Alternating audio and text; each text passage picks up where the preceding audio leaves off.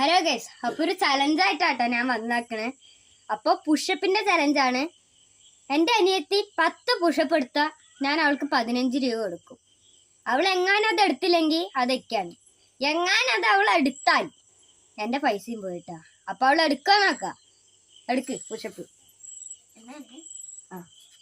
1 2 3 4 5 6 7 8 9 10.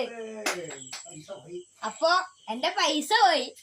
എന്തായാലും അവൾക്ക് പൈസ കൊടുക്കണ്ടേ? അപ്പൊ പൈസ കൊടുക്കാട്ടാ. അപ്പൊ പൈസ കൊടുക്കാണ്.